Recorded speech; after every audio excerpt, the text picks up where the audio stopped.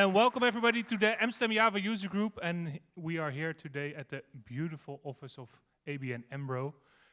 This is the first time we had an introduction video at the Amsterdam Java user group. So we're getting more professional by the day. First, my name is Ramon Wieleman. I'm a board member of the Amsterdam Java user group. Here in front of me is Vladimir Dejanovic, the original founder of the Amsterdam Java user group.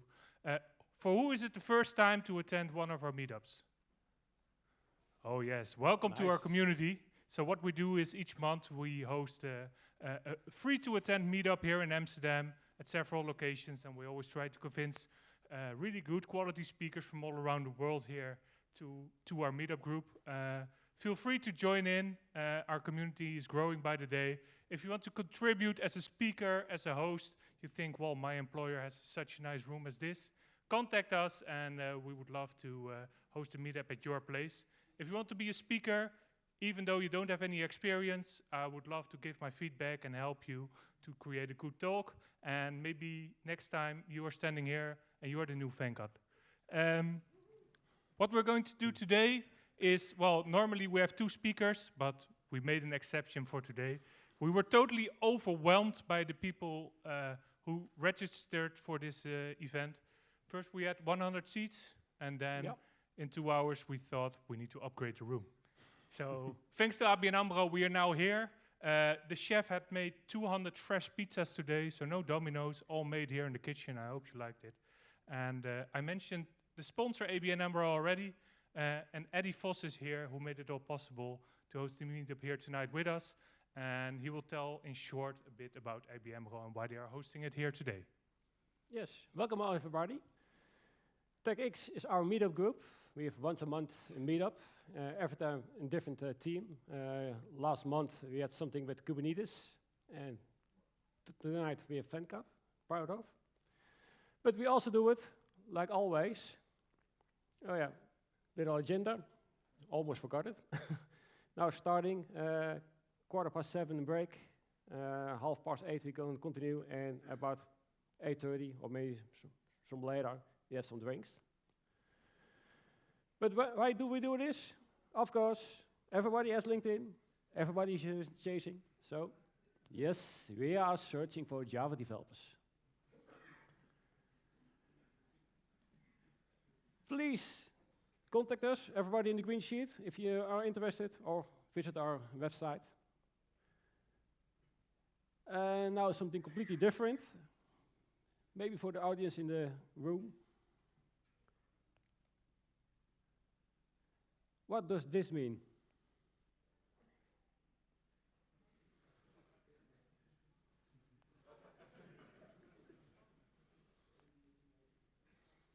Because Ramon became a proud daddy. Thanks. And I really want to give you something. Thanks a lot, Eddie. Please make it open. Well, I'm completely shocked here. You already said, and something else.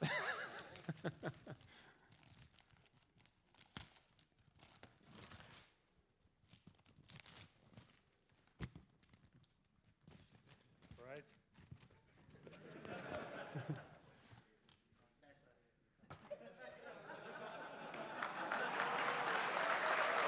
Woohoo! That is awesome. Thank you so much, man. You're welcome. I will put a picture on the meetup page later tonight. And please, a warm welcome to Venkat.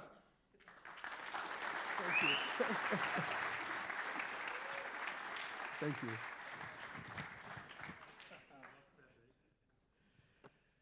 Thank you. Thank you so much for the Amsterdam JUG, for all the efforts to organize this, for ABN, for all the good, wonderful facility and everything that's organized. Thank you all for being here and taking the time to listen to some of the things that's going to happen in Java. Well, a few words before we get started. What I'm going to talk about is what we can predict in the future. One thing I've learned in my life is that I'm absolutely incapable of predicting the future. So everything I say can and will not be true at all. So don't trust any of this. What I'm going to talk about is things that are possible in the future, things that are likely to happen, but we just have to see where things are going. But before we do that, let's talk about why we are interested in something like this. So I, for one, is one of those people in years past who constantly complained about lack of progress in Java. I used to give talks about why Java is so slow, why Java is not the right language, and in all honesty, I used to get hate emails. I used to get emails from people saying, you hate Java, so we hate you. And I used to get all these emails, and I kind of usually file them away because it's entertaining to read it at some point. And I kind of just kept complaining. And the last time I quit complaining about Java was when Java 8 was released. And the reason is, until that point, until Java 7, I kept saying that Java is in its deathbed. They had the ministers over. He was saying the last rites to Java. And then suddenly Java 8 gets released, and I saw Java jogging on the lawn and having a great time. And I'm like, wow, look at this. This is not the language I complained about. And I absolutely fell in love with Java at that point for what it can provide. And one of the things that I always believed in is a language that does not evolve gets revolved. It's going to get thrown out. So it's not important that I believe in that because I'm just the person who complains normally. But the fact is the people who can do something about it are also firmly believing in it. And the core developers of the Java language are firmly of the belief right now that if Java does not change and if it does not stay relevant, it is not going to survive the next several years. And there are two different reasons for this. The first reason is the environment, the computing environment today is very different from the computing environment 25 years ago. Some of us were around at the time and some of us were not born, but nevertheless, it was amazing to watch the time during the birth of the internet as we know it. And remember the times when the first browsers were released and Java is coming out around the same time. And it was fascinating. And of course, today, the environment in which applications are executed is very different from the environments in which we wanted to run them 25 years ago. We're talking about mobile devices, we talk about microservices, we talk about serverless programming, we got a lot of things going. And the question is, what languages can really gear up towards that? The second important thing to keep in mind is, not only is the business environment different today, 25 years later, it is the developers of Java that are very different. I am moving towards my third act, if you will. I am no longer the youth that once used to be in the game. As I'm approaching towards my own retirement and so to say, sunset of my life, I look at people who are young and aspiring to be programmers. What do you want those people to be using? And they don't have the constraints that I once did. They don't have the restrictions I once did. And they are willing to adapt different things. And this is one of the things that fascinates me is the languages that developers adopt are often influenced by various things. And once, of course, somebody gets really adapted to a language, they tend to use it more often, but the next generation may not be the ones using the same things. So if Java has to be relevant to the future generation, it has to evolve. But having said that, though, it's extremely important not to evolve in the wrong direction. The worst could be to introduce features for the sake of introducing features. The worst could be to be pressured to change because things around you change, and that in itself can cause to the demise of a language as well. So it's a double-edged sword. If you don't move, you're going to be in trouble, and if you move in the wrong direction, you're in bigger trouble. So the developers of Java are very cautious about it in terms of how they want to evolve Java. The other thing I want to emphasize here is I program in about 15 different languages. I love programming languages. And I constantly learn languages and use them. And on a given day, I usually program in multiple languages. Well, the reason I mentioned that I program in 15 different languages is, with so many words, what I'm telling you is I'm not good in any one of them. But I love programming languages, and I just like to learn, I like to adapt. And one of the things I often hear programmers is, somebody would come to me and look at a feature in Java and say, oh, that's like in fill in the blank. That's like in Kotlin. That's like in Scala. That's like in Groovy. And that's kind of a thing to keep in mind, is Java is not taking from any of these languages in particular. And the reason is, none of these languages in particular are the golden standard. And don't get me wrong, with all respect. A lot of times when people say it is from, what they are saying is that's the language they're familiar with, and so what they are saying is kind of like in that language. But Java itself is learning from a lot of different languages. Now, there's one problem that you need to really keep in mind, is when it comes to all these different languages, I call these different languages, I have a new name for them, I call them the bridge language. I call them a bridge language because, just like a bridge is useful for us to cross from one area to another. You know, when you look at a language like Groovy, or you look at a language like Scala, or look at a language like Kotlin, these languages take a generation of programmers and they get really excited. And these programmers not only learn the language, they end up learning a different paradigm, a different way of thinking. And when they start using that particular language, when they have done learning to a reasonable extent, they have not just learned the syntax of the language, they have learned the way of thinking of those languages. And when those developers go back and program in other languages or program in familiar languages, they don't program the language the same way. You know, for example, part of the reason I like to learn these different languages is not because I want to go program in those languages. For example, I took the time to learn Erlang quite well, and I never ever wrote a production code in Erlang. But if you ask me, was it worth the time? It was absolutely worth it. Because when I went back to program Java, I did not program Java the same way. Similarly, I took the time to learn Elm. And Elm is a very interesting language because Elm is a language where 99% of its syntax is Haskell. And 1% of syntax is F#. So when you write code in Elm, you're writing Haskell and F#. And then something extremely scary happens. It compiles the code into JavaScript. And when you look at this, you're like, oh my dear God, how could this even be possible? You take something like a cathedral and you run it on a bazaar. And the point really is, it changed my view of JavaScript in all honesty. When I wrote code in Elm and I played with it, it made me sit back and think and said, oh, darn it, you don't have to mutate code in the UI.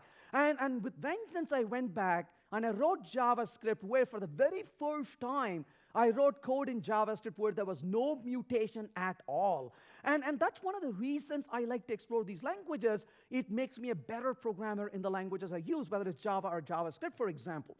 Well, the developers of Java are really keenly focused on one thing. Their goal is not to make Java any particular language. I want to really emphasize it. They're not making Java the next Scala. They're not making Java the next Kotlin. And this is a misguided talk a lot of people say. They say, oh, Java is going to be like. No, that's not their goal.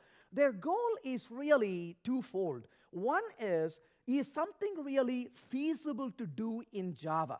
And it's not really a foregone conclusion. It's not true that it's true, because it's really hard to make changes to a legacy application as we know it. It's even more difficult to make changes to a legacy language which has been around for such a long time. There have been, Java is special in that regard. In the human history, have you ever seen a language which is that popular for that long in a time, and that is also respectable? I said the word respectful because a lot of times people say JavaScript, so I just added that word in there. But the point really is that it's really hard to really bring all the three together and say that it is there and it's really popular and so for so long. That's really something to think about. The second thing that the developers of Java are keenly interested in is not to try something that will not survive or sustain. Now, if you look at, and don't get me wrong,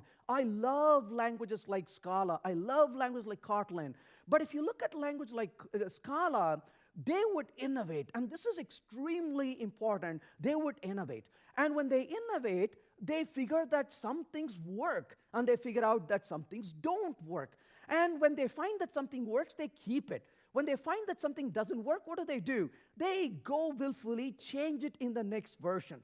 Now, the people using these languages are a small group of people, relatively speaking, compared to the vast number of people using Java. And these people, usually smaller community, very passionate, and what do? Oh my gosh, you changed everything now. This is great. I can delete all my code and rewrite it. Well, they are very happy doing it, and that's where the innovation happens. But in the case of Java, let's be honest about it. Java is a very different world. Now, people in this room, you need to keep in mind, you are not a true representation of Java. And I say that with respect. And the reason is, what time is it? It is 6:46 in the evening on a work day. And you are sitting here instead of being at home. What does that tell you? You have no life. And that is basically the whole point. But, well, with all respect, but the point really is, I'm sorry, I should have said it differently. You are passionate. That's the word I was looking for. So the point, okay. So the point really is, this is not the make of the world. There are people who clock in at 9 in the morning and clock out at 5. And this is not what they care about. They come to work, they write the code. What do they care about? They want stability of code. They want things that work to continue to work. They don't want things to be disruptive and breaking things and falling apart. Now, the problem with Java is the fact that Java is not a language that can try things out and say, gosh, that didn't work, let's change it tomorrow. And the reason is, imagine you are a developer of the Java language. What kind of problem are you going to face? Well, you design a language very differently when you know a couple of different things. And that is, the language you are creating is used by 10 million people in the world. That makes a huge difference. Even beyond that, of the 10 million people who use your language, 1 million of them know where you live.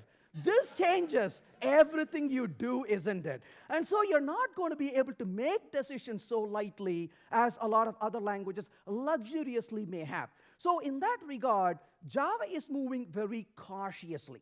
Now, obviously, one problem that a lot of people have, me included, is we used to complain that, oh my gosh, Java is moving at a snail's pace. This is not going to help at all. Well, that is exactly the reason why they decided to introduce a shorter release cycle. And when they did this, the people who complain Java is going too slow started complaining it's going too fast. You can never make people happy, isn't it? But you know what? I looked at this and I was like, this is kind of interesting. Is this going to work? This is one of the best things they have done in recent years. The reason I like this approach is when they were used to release Java in 2 or 3 years, the release usually ended up being 4 to 7 years. And the reason is they did something which a lot of us do as an error, is to take a release and commit to features of a release. Now, when you commit a feature of a release ahead of time, what happens?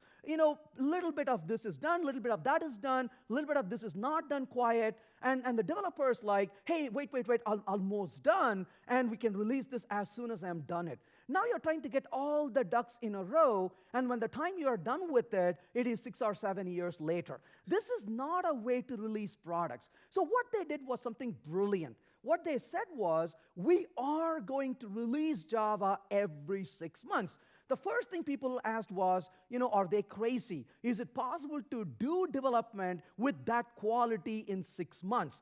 And what about, is this going to be buggy? Is it going to be poor quality? And that's one of the things we need to really understand. Java is not being developed every 6 months.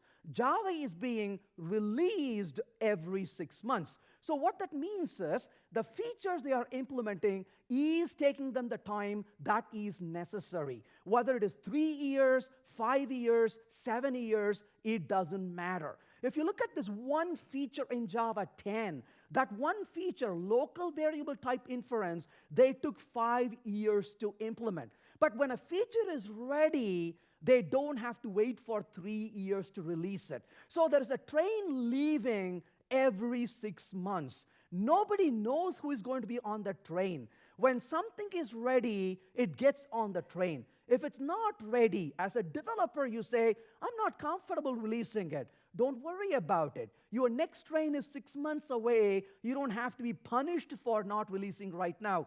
More important, we're not going to punish other people for you being late because they can release when they are ready. You can release your feature when you are ready. So the release cadence makes a lot of sense. There is a name for this. We are in denial about it. It's truly called being agile, right? That's what it really means. Agility is being adaptive. Agility is doing the right things. Agility is being realistic. So if you really think about it, what they are doing is, through agility, they're not holding ground to hypothetical things and arbitrary things. They're simply saying, you know what, we're going to release every 6 months. Frequent releases are good. If something is ready, it goes out. If something is not ready, don't worry about it. It goes out when it's ready. So very pragmatic and practical.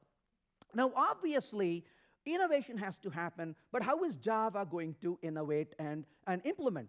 I want to go to the past for a minute before we go to the future, because we can learn a great deal from the past. And I'll be absolutely honest about it. I am not only a fan of languages, I'm also a really poor critique as well. I complain about languages. When I give talks like this, I usually stand up and say stuff. And one of the things I used to say quite a bit is, poof, I don't care about Java having lambda expressions because other languages have lambdas. Why do I care? That's what I used to say before Java had lambdas. And of course, I've been using lambdas in other languages, Ruby, Python, Erlang, Haskell, and so on. But on the JVM, I've used lambdas with languages like Groovy and Scala back then. And when Java was introducing lambdas, I said to myself, big deal, why do I care about it? And I remember when Java 8 was being developed, this was 2.5 years before Java 8 was released. Java 8 was released in March of 2018, and this was sometime in early 2000, I think it was end of 2011 or something like that. And I came back from one of my trips. I had a couple of weeks at home, and I said to myself, it would be nice to maybe think about writing a book or something. And I kind of started very, in denial, looking at Java. Okay, there's lambdas, big deal. Oh, there's a stream. And I remember pausing for a minute, and I literally stood up. Literally, I stood up on my desk, and I said, oh my gosh, this is different. And I was convinced that Java is different. Because what convinced me was not the fact they had lambdas in there. What convinced me was not the fact that they had streams in there. The two things that drove my decision was invoke dynamic and also the ability for Java to really perform lazy evaluation. And I've used languages like Groovy, for example, and when I saw that Java has gone a little bit ahead by providing optimization for performance reasons, I was convinced. In fact, when I wrote the book, when my editor was reviewing the book, she called me on the phone and said, hey, Venkat, I'm reviewing your chapter. Are you sure you want to put something like this in a technical book? I told her, hey, I live in Colorado. And she thought for a minute and said, yeah, you're right, and she hung up. So what I wrote in the book was this. I said that lambdas are the gateway drug, but streams are the real addiction. Not that I have anything to do with the drug culture in Colorado, but the point really is I truly believe in that statement. Lambdas are the gateway drug, but streams are the real addiction. Because once you start using the stream, you realize, oh my gosh, this is powerful. The point I'm getting to is, when you think that there's no possibility of innovation, Java comes along innovating. So Java did not innovate lambdas, as we know, because that's been around for a few decades, and a lot of other languages have done it. But what Java did do is implement invoke dynamic. And invoke dynamic gave a way to implement lambdas in a very efficient way on the JVM, and that blew my mind. And of course, Java also implemented streams with lazy evaluation, and that is geared towards better performance, and that was really absolutely exciting. So that convinced me that innovation can happen in ways that are different than what we may think. So it doesn't have to be a language feature innovation. It can be an innovation of how it gets implemented, for example, to be practical to Java programmers. Most of us today will not be using lambdas had it not been for those two innovations, because it really made it practical for us. That's exactly what they are doing moving forward. Is their goal is not to be infatuated by a certain feature, but to ask the question, is it feasible? Is it really practical? Is it useful for Java developers? And can we do it without breaking backward compatibility to what we already have? And that is exactly where Java is moving. So in that regard, what they have done is they have broken this into smaller projects. And a lot of these projects are innovation grounds in isolation of each other to go try out ideas and to bring those ideas in experimental phase for developers to try it out, to give feedback and change the course of how these things would be moving forward. So those little projects are, and some of them not so little, are Project Panama, Project Valhalla, and then of course Project Amber, and of course, Project Loom are the major projects in this area. And each one of them is driving innovation and becoming a reality. Some of these you may already realize because they are not the future, but the past already. For example, local type variable inference is already there in Java 10 and Java 11, but that came really out of Project Amber, for example. Similarly, switch expression is still not complete, but it's already in development in 12 and 13. That also came from Project Amber. Text blocks has been released already, again an experimental version in Java 13 that came out of Project Amber, and so on. So essentially, these are some of the innovations. And part of the reason why these are important is twofold. One is, as a Java programmer, or a programmer using Java predominantly, you don't have to be left behind. You could be using these nice features to reduce the verbosity of your own code and stay on top of what everybody else is using. And that makes us a better developer because you don't have to be punished for using, your loyalty doesn't have to be punished for, your commitment to using Java doesn't have to be punished for. It's a language that's moving. You're not forced to move with it, but you're not really given the opportunity to say, sorry, you can either be in this language and stay behind, or you can quit and leave it. So in a way, it's like you don't have to turn in your passport and immigrate to some other foreign country or foreign land. You could be there and enjoy better features because things are evolving and improving continuously. That's a benefit you get. And also at the same time, you are also thinking about the next generation of programmers. The people who are not using Java already, or people who are new to Java, but also are looking at other languages, how do you really promote them to continue to use Java? Their motivation is to continue to evolve Java for that reason as well. So with that said, let's talk about some features. Some of them I'll be able to show a little bit here, and some of them we'll just talk about, but I'll use different languages to show this, how this will feel like. Don't focus on the syntax, don't focus on a particular language, instead focus on the concepts, because the way these will shape up in the future could be very different, and the whole point is that we want to be able to enjoy some of these things in whatever form it manifests itself. Well, in terms of Project Panama, one of the key things that this particular feature project is introducing is a foreign functional interfaces. Now, so what in the world is a foreign functional interface? I want you to step back for a minute and just look at the word functional interface. So what's a functional interface? You know what a functional interface is? Well, a functional interface is an interface with one abstract method. We typically use this for providing lambdas. And when you write a lambda, you typically write a lambda in Java, and then of course you execute it. But what if you really want to talk to code written in other languages? Why would you want to do that? Well, you may want to write code in C, or you may want to write code in C++, or you want to write code in Python, or whatever language you want to write the code in. If you write code in different languages, how do you use that code from within Java? Well, the short answer to that is you are going to use, Java native interface. Now, those of us who have used Java native interface know that it's not one of the most fun things to really do. You don't put that as a first entry on your resume, right? You kind of hide it. And if somebody asks you if you can do it, you can reluctantly say, I do it. It's not one of the most fun things to do. Well, what if we can write our code in multiple languages and interface with it, whether it's for performance reason or you want to use an existing library? What if it becomes really easy to use these libraries? That's exactly the purpose of a foreign functional interface. And the word foreign here, as in code written in other languages, like whether it's a C language or a Python and so on, and be able to interact with it. So that's one of the things, is to streamline that kind of API, mainly geared towards a better experience rather than anything else. On the other hand, you have Project Valhalla. So what is the main purpose of this? You can summarize the whole idea behind this is performance. So what about performance? What are we trying to really do? Now, one of the nice things about Java is you are able to write code using the JDK and the language features, but Java is really not an entirely object-oriented language. I used to teach Java nearly about 20 years ago. And I remember this one experience I would never forget.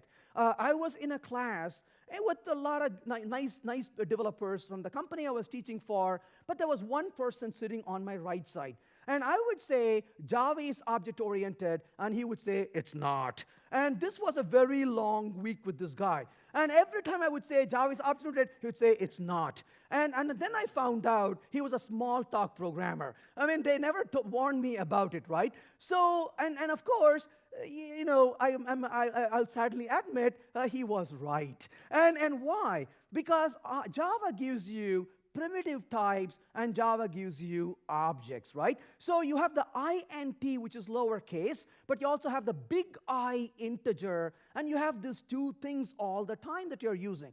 Now, it's not that you have these two things, but the question is why? Well, because primitives are primitives. They are stored much more effectively. On the other hand, objects give you some other nice capabilities, fluency in programming. And what do we do normally? We go through this overhead of boxing and unboxing. It's even worse. If you really think about creating a list, for example, you say list of integer like this, and you say list is in it. And you write the code like this. Now, the question really is, why can't I do int like this? Well, the reason is very simple, because Java doesn't support it, isn't it? And you can say it doesn't support it, so you cannot do it. But if you create a list of integer, what are you storing in it? Well, integers, of course, but that's going to be objects you're going to store inside of it.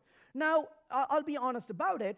I was working on an application recently for a client, and I clocked in 53 billion computations we need to perform on this application.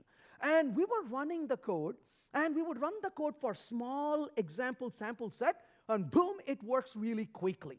We would take our model, math model we have to run, and we would run it, and the program will not produce any useful results for, an hour to 2 hours. And we were scratching our head, like, why wouldn't it work? Why wouldn't it work? And then desperately one day, I put a little timing. You get into the function, you get out of the function, and it was wicked fast. And then yet the program was extremely slow. Out of mere frustration, I started logging the garbage collector. And to my surprise, or maybe I shouldn't have been surprised, the program would run really quickly, and then it would hit the garbage collector, and then it was like, nothing happens.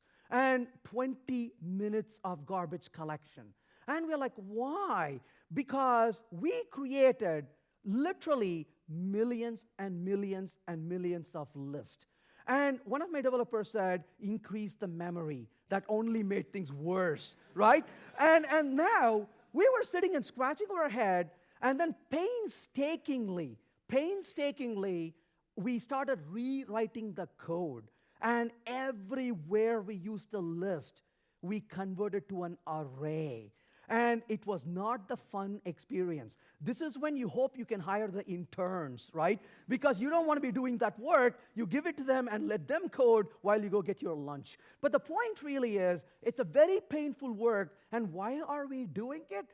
To get zero benefit for functionality. When we finished writing the code, we did not add a single feature. All we are doing is make Java work better, right? And that is an overhead, all draining in performance. What if you don't, how do you minimize garbage collection? Very easy.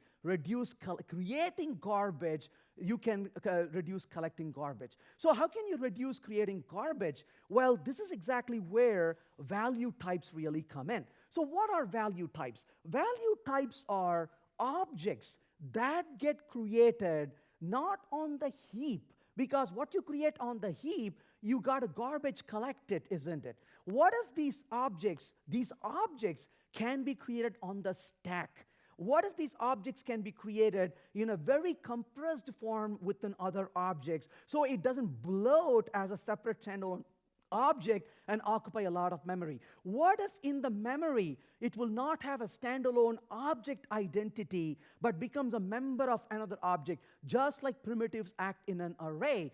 That is the main purpose of it. You know what, as I said earlier, I might be retiring not too long from now, but one of my desire, honestly, is before the last day of my retirement, I want to write that code.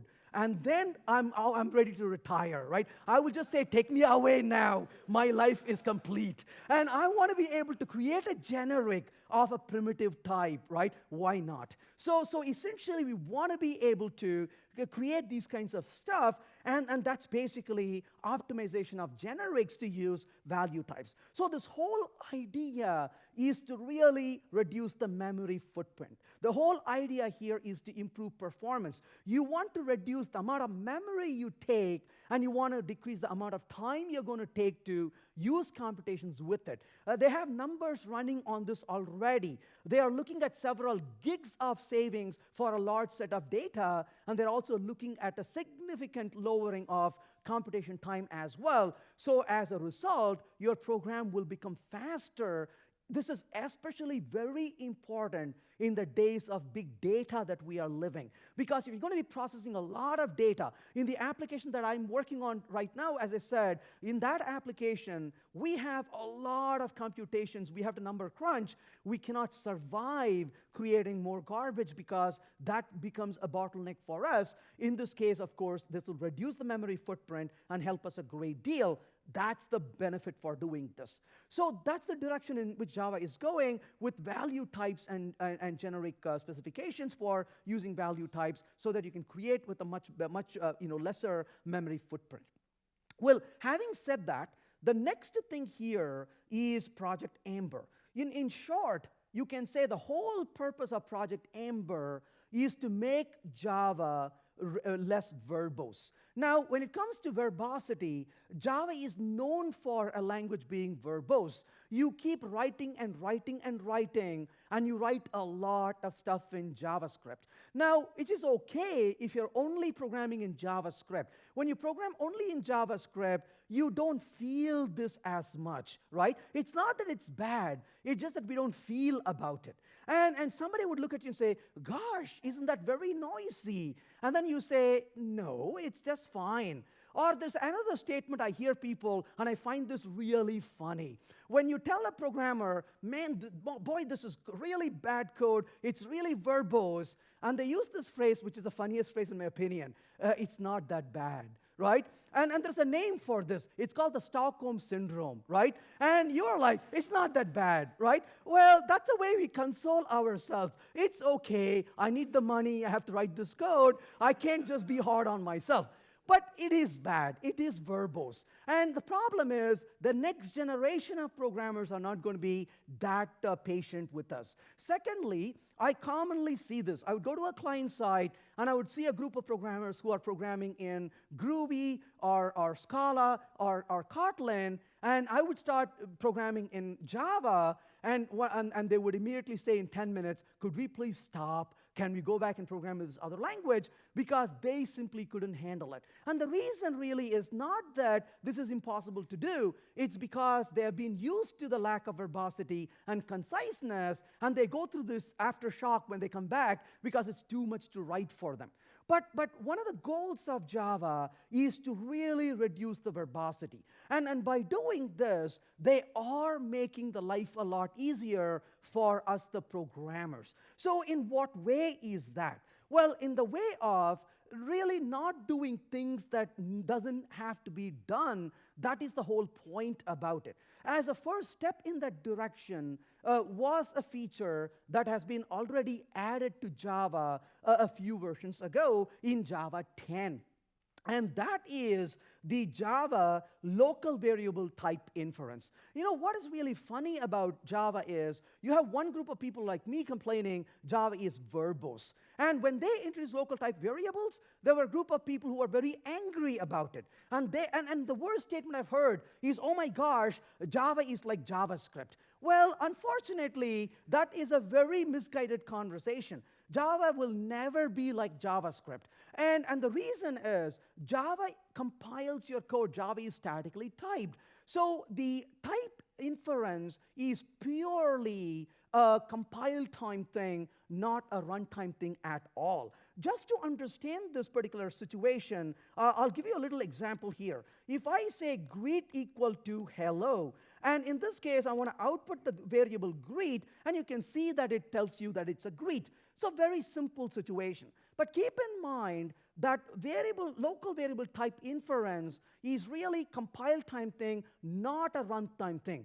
Type inference does not make the language any less statically typed than it was before. It is as statically typed as it was. So in this case, what is the type of greet? It is string. How do you know? Because you said so is a good answer at this point. Well, sure, that is true. However, what I want to do here is, in this example, let's go run this code really quickly. I'm going to say java c minus d classes sample.java, compile it, and java p minus c, and minus c is an alias on my machine already. So I'm going to say classes sample.class and open the bytecode. When I open the bytecode, notice that in this case it says a store underscore 1, but an LDC load constant. What did it load? A string called hello. Just keep that in mind. I will leave this here. We'll come back and take a look at something else in a minute. But I go back over here, and I'm going to say var over here and run the code. Now, in this case, you told Java, hey, I have a greet, and I'm assigning it to a hello, and you're telling the compiler, can you guess what the type of this variable is? And Java is like, it's a string? And you're like, good job. This is amazing, isn't it? Well, that's basically type inference. It feels like you're talking to something intelligent after all, isn't it? Because it's obvious based on the context what it is. You don't have to really type it. However, make no mistake, there are a couple of things you need to be careful about. If I say string greet, and I'm going to say over here, greet.foo, want you to notice the error message you got. Right there in the middle, it says location variable greet of type string. Keep that in mind. Type string. Well, we know it is type string because we said so. But I changed it to a var and compile the code. Now I come back and put that code right there with a var, and I run the code. What does the error say? Variable of type string. I want to emphasize one thing. You have some developers who will say the type of greet is var, and immediately stop them. Don't let them say another word. There is nothing called a var type. And that's important never to use that phrase. Greet is not var type. Greet is a string. In fact, so much that if you take this code and run it and compile it, and I go back here and I compile the code one more time, and I've compiled it, I use java.p to look at it, and if you notice over here, I'm literally superimposing the code on top of the other bytecode. You cannot see what's behind it. That is because it is exactly the same as you can see. There was not any difference in the bytecode generated at all, and the reason is what? The reason is Java knows what the type really is. Now you may ask me the question, oh, come on, Venkat, did you really save anything? Well, I did save 2 characters right there, right? So rather than typing string, I only typed var. But in all honesty, it's not a big deal. I'm not going to argue with you here. On the other hand, if you had a code from hell, like the one I used to work with, it says, my wonderful class, angle bracket, and then string, comma, and then it has a map angle bracket, and this goes on going, right? And I'm sure there are days when you type this, and the compiler says, that's not enough angle brackets, and you put a few more in there, isn't it? And when you write code like this, is when you know this is not helping you. And then you say var, and you be done with it. So what is really var? Here's my definition of what var is. It is a wink wink at the compiler. So you're telling the compiler, hey, do you think you know what the type is? And then you wink at it, or do you want me to tell you? And the compiler is like, no, thank you for sparing the details. I've got this. So that is all it is. It's a wink at the compiler, telling the compiler, it's obvious to you, it's obvious to me. Do we need to say this? It says, keep moving forward. No need to waste your time on it. And that is the beauty of this. It's purely for a local variable type inference. Now, you may say, okay, Venkat, again, you said that we are not the typical Java programmers. I get this. But at work, I've got programmers who are really angry about this. What can I do? This is one thing I've learned in life. You never get ahead in life by telling angry people that they are wrong, because they're going to be even more angry at you. So here's what I did on a project recently. The programmers were absolutely unhappy. The minute you put var, I can hear screams in the building. So I said, never mind, don't do this. And then we started writing code like this. And in our automated unit testing, you know, a good unit test is 2 or 3 lines long. So we had a unit test, and in one of our unit tests, here's what we did. Unit test, and we had, you know, stuff, whatever the type is, and then instance is equal to, you know, get stuff. And we had this code, and then an assert to do some work, and maybe one function call over here. And what we did quietly was, you know, without telling people you're doing something really drastic, I just put the var here. That's all I did. This was in the unit test. And some developer comes along, my goodness, what is that var? What do you think it is? It's a stuff? Good job, that's a stuff. You know this already. Is it okay to use it? Come on, this is a test, who cares? It's not production code. And we started using this for a while. And then one day a developer came along and said, hey, we've been using var in the test. Why shouldn't we use var over here? Great idea, right? And now this is their innovation, right? You don't have to tell them, do this. And they're like, you know what I figured out? We could use this. You're like, absolutely, keep going. So you can actually influence change by just putting things in front of people and get them excited. No need to fight with them. So with that said, now is a great time for a quick break. And when we come back, we'll continue with what we have left. Thank you.